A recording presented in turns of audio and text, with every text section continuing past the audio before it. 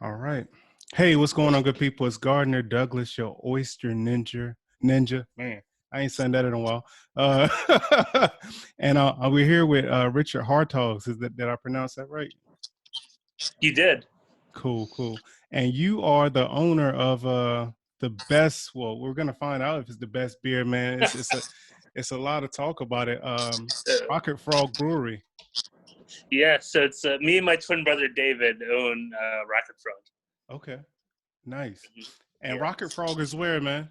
We are in Sterling, Virginia, right by Dulles Airport. We're in Loudoun County with about 34 other breweries. Whew, a lot of competition, man. Yep, a lot of friends, a lot of competition, but it's good because you push each other. No doubt. So speaking of like competition and just other breweries, how do you set your beer apart from the other breweries? I mean, for example, we share a parking lot with them, and we just have almost a completely different beer program. And I guess beer is so diverse that no one brewery is identical to another. But that being said, it's a question I get a lot, and I don't know quite how to answer. I know we strive to have the best quality, really clean drinking beers for the most part. Also, all the other breweries strive to have the best quality and such. So I think what sticks us apart is we do have some of the new trendier styles, but it's not our forte. We've been sticking to slightly more traditional styles, and I like to think we've been doing really well with them and not chasing the trends like putting lactose in an IPA. Putting lactose in an IPA? It's a big, right now, especially the hazy IPAs, not all of them have it, but if you see something that says like milkshake IPA, it's going to have it. And personally, I think it makes them too sweet and takes away from the hops, but that's a big trend, and that's one trend that we don't follow. Okay. So, yeah. Cool. Not sure if I answered that question, but it's a hard one to answer. No, you did. Now I'm just kind of like interested in like, so when they say like your milkshake or like the ice cream flavors, so that's what it is. They're adding lactose. Definitely when they say milkshake IPA, they are. I mean, they're being added to gozas also and other sours. Mm-hmm. Sometimes you'll see, sometimes it works. I personally haven't had an IPA that I've liked with it in a long time. Some sours work. So Crooked Run next door to us, they do what's it called? They do a sour with sticky rice. Do you ever go to a Thai restaurant and have like mango and sticky rice? Yeah. So it's kind of like drinking that, and kind of mirrors that, and it works. So it's the delicate ingredient to use well. That's cool. In those kind of beers, we have the milk stouts we use them in. So right. So do you guys have a milk stout or anything like that? We do. It's a nitro milk stout called Best Buddy. Okay. So it sucks right now is we can't have it on because we can't sell growlers and we don't have in cans, but it's one of the few local ones that's it's not year round, but it's like seasonal, and it's really good. Okay. And just to roll into like the seasonal type beers and collaborations, I saw. Who are you guys collaborating with right now? Anybody? Well, right now we have 2 beers on tap or available that are collaborations. One is the one I sent you, Kai Goza to Peru. Okay. Which I thought I had at home, but I'm out of it. Okay. And that's one I wanted to taste with you, but I'll have to do Key West. And that was with Inca Social, a local Peruvian restaurant. They made the Chicha Morada. What is that? For us. Chicha Morada is, in Peru, it's a refreshing drink of purple corn, cinnamon, clove, brown sugar, green apple, lime, and pineapple. All right. But on this one, you won't get the spices, the cinnamon clove. You'll smell them, but they're very minor in the flavors to get the fruitiness. And I could drink that beer all day long. All right, good to know. The other one is an IPA called The Works. We did it with Fireworks Pizza in Tusky's restaurant group. Uh-huh. In Leesburg, they have 5 restaurants, one in Arlington and the rest are in Loudoun County. And we just kind of made a straight up IPA, and it turned into one of our favorites. Okay. Yeah. So that's it. I saw one collaboration you had. I guess it was just like a one-time thing, but it was like the Black Ale, I think it was. Black. Oh, right. The Black Ale Project. Yeah. Dave Pappas is a former Marine, so he goes, almost as like a gypsy guest brewer, and you brew what you want, and he tries to come with you. Mm-hmm. And the Black Ale Project, what you do, then you choose a local charity that benefits veterans. So that one was called Wooby. It was a porter with vanilla, chocolate, and coffee. Man, that sounds like a dream. That's my type of beer, actually, man. Really? Yeah, actually, I love porters and stouts. Yeah, but that's over a year old, so we don't have it anymore. Actually, we do have one on tap that we did in the winter called Small Business Stout. Uh-huh. And that was a collab. We got a whole bunch of small bottle shops, some in D.C. and then the rest in Northern Virginia. And it was basically a German chocolate cake milk stout. We used coconut, what do we call it? Coconut, vanilla, and chocolate. Okay. Man, and that so sounds good. It was great because all these shops were the first to be able to get the cans and kegs of it. So we still have some kegs of it, but the cans are long gone. But it came out really good and not that sweet, which to me is better for the beer. But that's a personal thing. Right. So speaking of personal taste, and I know you've probably drank hundreds and hundreds of beers. Do any stand out that aren't yours? Oh yeah, I mean, I was a big beer fan well before it. I mean, one of my favorite all-time beers is Pliny the Elder out of Russian River Brewing Company in Santa Rosa, California. It's just West Coast IPA with, West Coast, when you say that, it's going to be more bitter. But also, you'll taste the hops, not that malty, but bitter with the purpose of also bringing out the flavors of the hops. So that, let's see here. That's just one of them. I used to really love Zombie Dust from Three Floyds, all Citra hop pale ale. There's so many. I'm drawing a blank.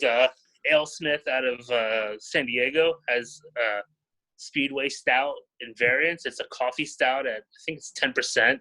And they just barrel age it, different barrels all the time, different types of coffees. And those are some of the best barrel aged beers I've had. That's cool too. So like you have your own brewery now. Do you try to emulate any of those, or you just try and be original? Or I don't want to say you try to emulate.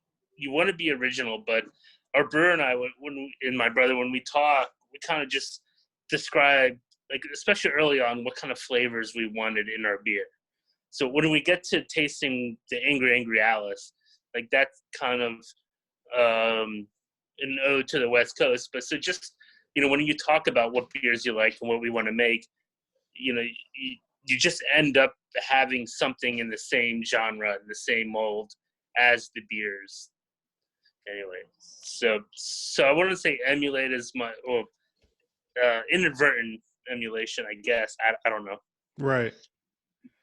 And then go ahead. The first, and like with the first beer that I'm gonna try, and I may open it now. Sure. Hey, let's get to it, man. I'm not. Yeah. What we drinking first? So this is the lager that I sent you, the Eleanor. Okay. So it's named after my niece Eleanor. Cheers. Cheers. I know you can't cheers anyone anymore, but virtually it works. Right. So this one, when you talk about emulating stuff, our brewer, Russell Carpenter, he's got a PhD in biochemistry. He's awesome. And so he changes the water chemistry of this beer to mimic that of the Munich water, meaning the mineral content, softens the mineral content in the pH balance. Just added benefits to get the flavor. So when you're trying to brew 2 style, that's a good thing to emulate, like the classics. So, is it okay that I'm drinking out of a can, or should I go get a glass? Yeah, for sure. Especially like this one. I always say drink how you want. Some of the other beers, you'll be able to just. Actually, I'll tell you what to do when we get to the Angry Alice. So. Man, that's crazy, man. That is so smooth. It's like silky smooth, man. It's like it just rolls over your tongue and you don't even feel it. Right, and this I think would go really good with some oysters too. If you're not sure what, I think like you probably get some brininess coming down, with it. But it's otherwise. But you could pair this beer with any kind of food. Right. Yeah, that's a good drinking beer, I would say. Yeah, exactly. It's probably the one I drink the most in the brewery. Okay. Mostly because it's lower in alcohol content. Right. Makes the day go by easier. It I don't drink that much in the brewery, but I have to make sure, I live 20-minute drive home, so okay. I have to be very, very careful. But man, sometimes when I get home, though, no that's doubt. another story. Right. So, what's been getting you by like lately with, the social distancing and just the times that we're in, man? Well, I guess personally, like since we're a brewery, we're considered an essential business. So I'm still able to go to the brewery every day and at least get a change of atmosphere. So that's definitely helping me out. And then what's helping the brewery out, since we're now allowed to walk the beer out to the curb, which was illegal last month, and do deliveries. Our customers have been phenomenal in supporting us. We pretty much lost most of distribution, which is at least 50% of our business. Man. And we've been selling so much stuff out of the tasting room. It definitely doesn't make up for missing our weekend crowd and distribution, but that's been keeping us. And then, so we get to see them at a distance, and that kind of keeps it not normal the way we're behaving with social distancing, which is a good thing. Right. Right now, but it's still, it's just nice to see, and people are telling you they love us and want to keep supporting us, and saying thank you isn't enough. And I don't know how to say anything more. Well, I do, but I don't know really. I don't know. It's just really touching, and that's one of the cool things that I get to see firsthand, and people tell me, and that's it keeps us going. Yeah, no doubt, man. Would you say that's the worst part of this whole pandemic right now? I mean, besides the lives lost, but as far as like business wise, just where the restaurants and stuff are down. So like that's like you said, it's 50%. Yeah, it is. Just all kinds of. The worst part is when you take. I mean, obviously the people's health and wellness. If you take that away, which obviously that's the worst part. But when you recover from this, and I'm scared of how many small businesses, how many of my favorite bars won't be there. I think we're able to take advantage of the CARES Act to help us out a lot. And our bank has been really easy to work with, and I don't know if that's the case. It's not the case for everybody, so that's really a big worry, and it bums me out too. Yeah. Okay, man. Let's talk about something positive, man. Let's get to the next beer. Let's get to all right. So let's go to the Angry Alice. Okay, cool. Double IPA. So now, what does double IPA mean? It's first when you open it, you got to put your nose by it. Okay. So it's IPA is an India Pale Ale. And so this is just stronger in alcohol and more hops. Wow. Okay. And it's still less than 3 weeks old, so it's really fresh, this beer. And that's exactly that's what was getting to my nose, like freshness and citrus and I guess that's hops maybe. Exactly. So one of the hops in here, so it has citrus hops, Simcoe, and Mosaic hops. And the Mosaic hops are really grapefruity and citrusy. And so that could be what you're getting. Yeah. It's quite a leap from the last one.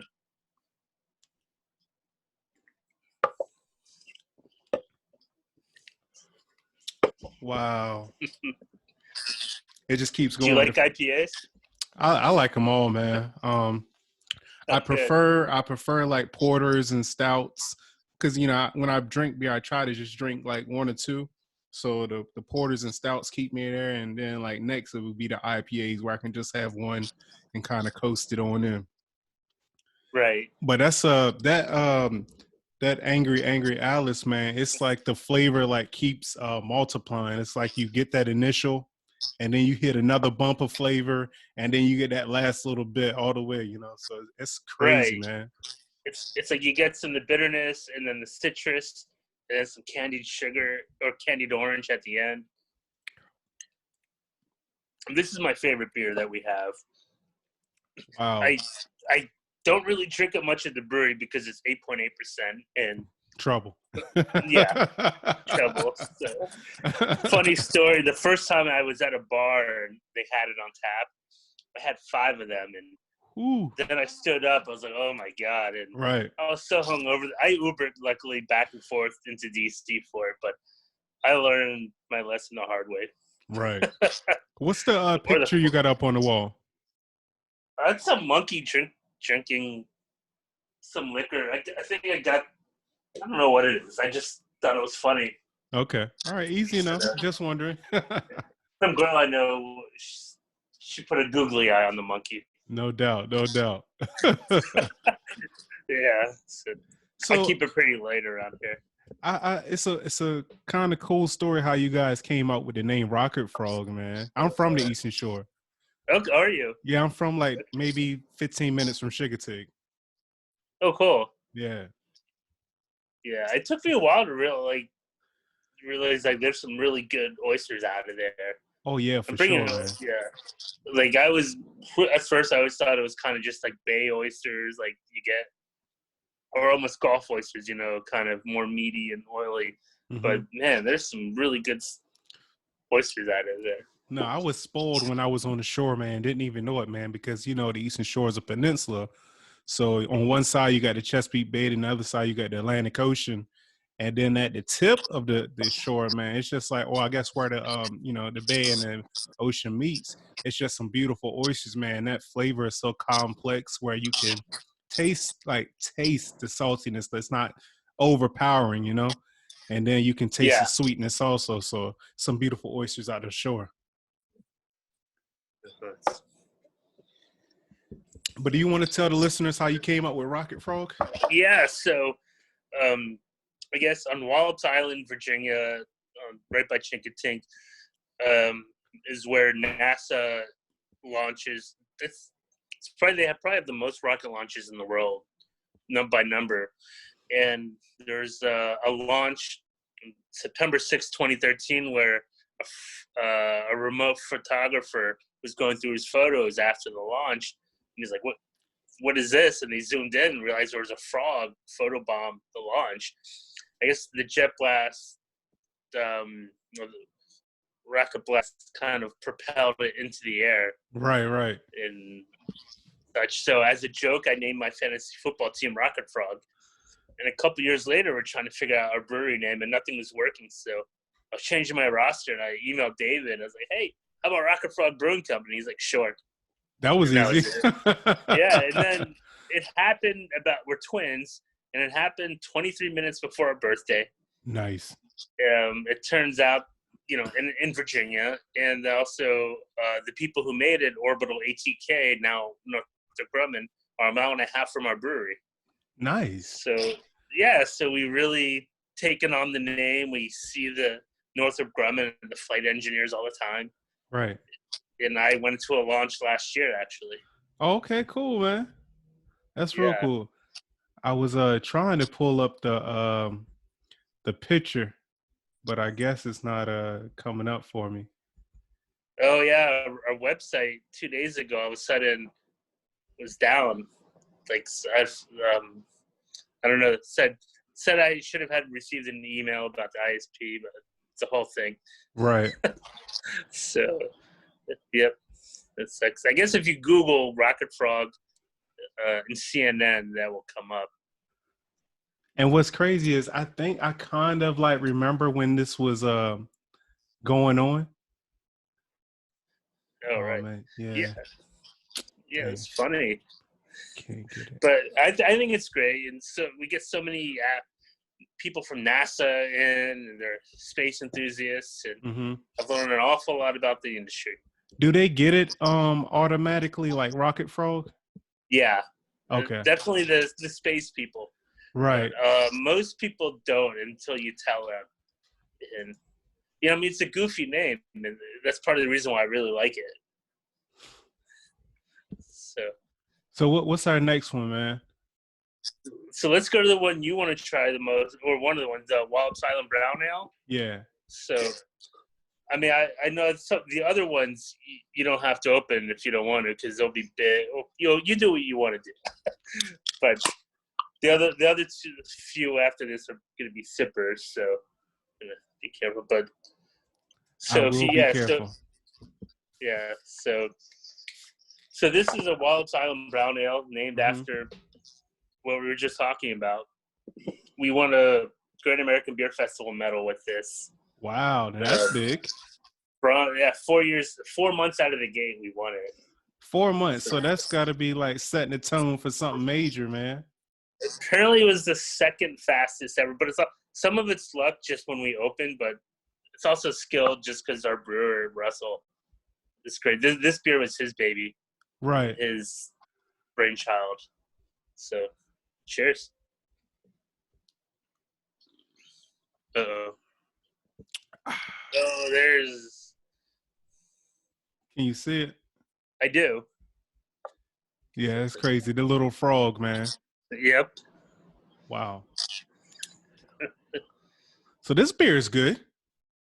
Yeah, it's good. It's really complex recipe too. There's 12 malts and oats in it.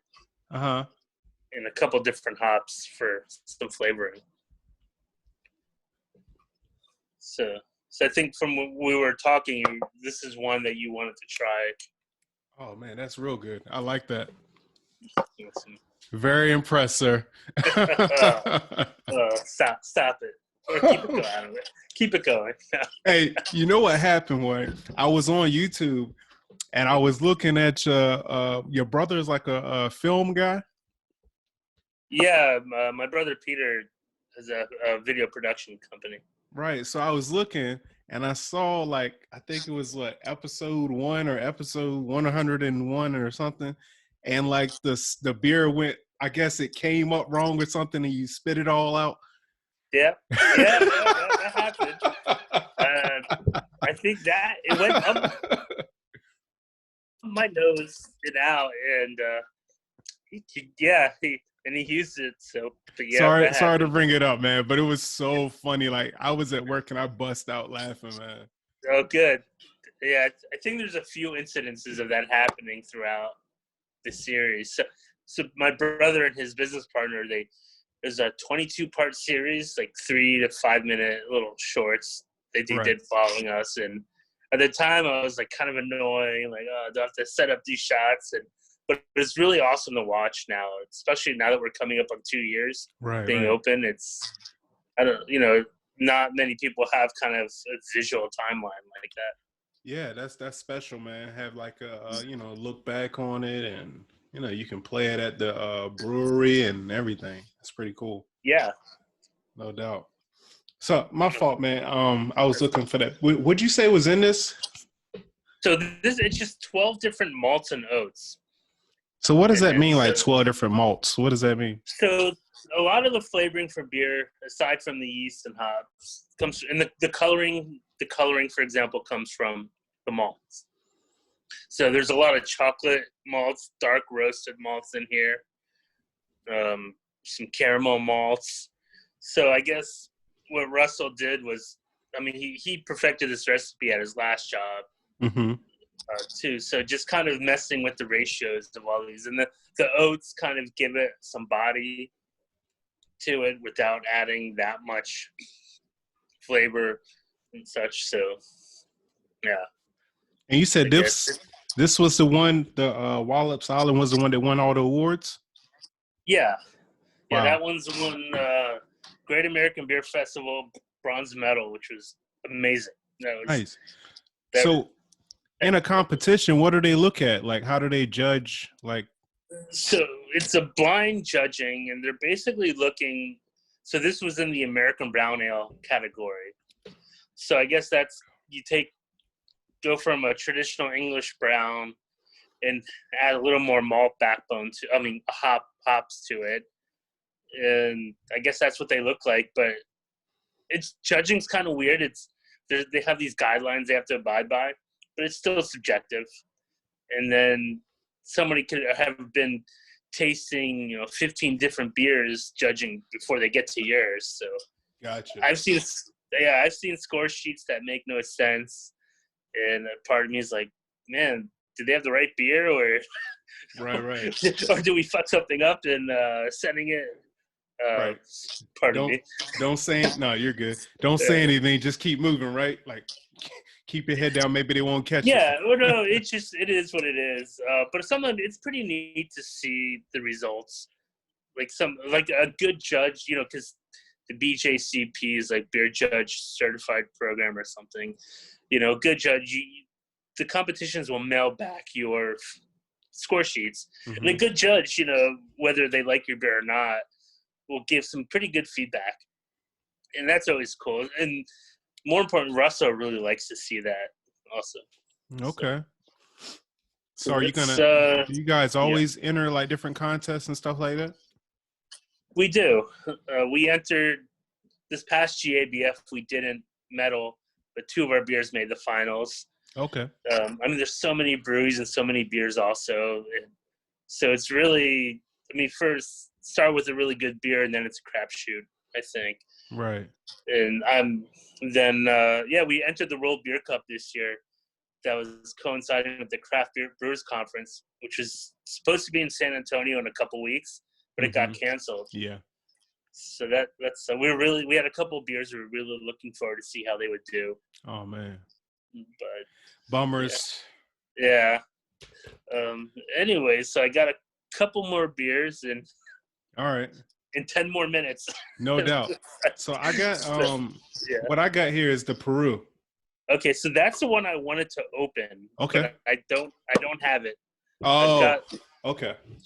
So I've got the Key West one. Did you get that one or no? I don't believe so.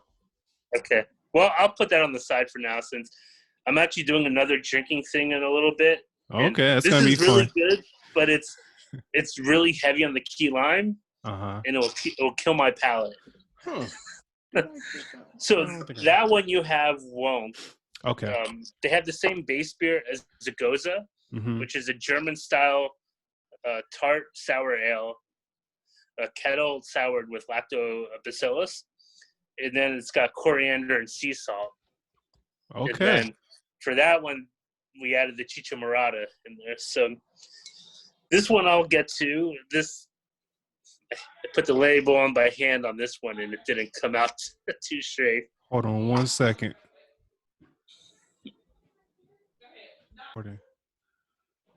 Okay, we're recording again. All right. So this is a barrel-aged Golden Word. It's our Belgian triple is called Golden Word, and then we aged this for 10 months in a Sauvignon Blanc barrel. From Stone Tower Winery in Leesburg, Virginia. If I had it cold, I would bring it out, but I put these in the refrigerator because I knew I was going to do it. No, this one, because, this is like $14 a bottle, so that's why I was like, whoa, okay. I'll open this one, and, talk you through it. But I think this is one of the ones I think will go great with oysters. Okay. I mean, you'll get some funk and a brightness out of it, and then you'll get some stone fruit finishing with it. So I've seen you do the little tap. So like, what's the proper way to like taste a beer? So for me, like if you see these little bubbles on this glass, right, like that means it's not fully clean. So sometimes when you tap it on the bottom, they'll dissipate. And I was hoping nobody would notice, but because I just pulled a bunch of these glasses from one of my shelves. Okay. And like I washed them a while ago, but I haven't used them in. So that's what it was. Okay, gotcha. All right, I thought you was being fancy. My bad. No, the pinky out. No doubt.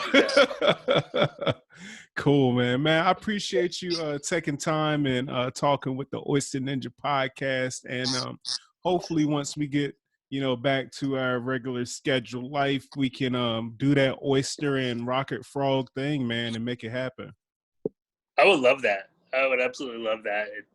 I think we could get a good turnout for it too. So that sounds great to me, man. But we'll talk further, on that. And I wish you guys all the luck until then. I know it's gonna be tough, but you guys got a great product, and I'm happy. I saw your post, man. When I saw you were delivering, I was like, hold on, let me get on it.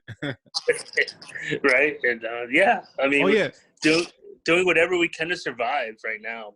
Right. So tell the good listeners, one, how they can get your beer if they're in the, I guess, DMV area. And then two, how they can reach you guys, on social media. And the website is down now, but it'll be back up. So the best way to get a hold of us is through our Facebook page at Rocket Frog Brewing. That's the one where not only I watch it, we have 3 other people watching it, so your message won't get lost. Right. With Instagram, it's just me, and I don't get the notifications. Oh, thank you. I guess I have time now, but so do that. You can follow us on Twitter or Instagram. All of them are at Rocket Frog Beer or Rocket Frog Brewing. Mm-hmm. Send us a message that way, and every day we're posting the same link to how you could buy and order beer. Through us, and that's it. Okay, cool. And as far as do you ship anywhere, or do you just ship in the area? Just ship to Virginia. Okay, all right. Hey, we don't want any problems. Right, exactly. Right. Yeah. Okay, man. I appreciate your time, man. Hey, and, no problem. Well, thanks for everything. All right. Well, we'll touch base pretty soon, hopefully. Sounds good, man. All right. See you, Gardner. All right, man. Take care. Bye. Uh-oh.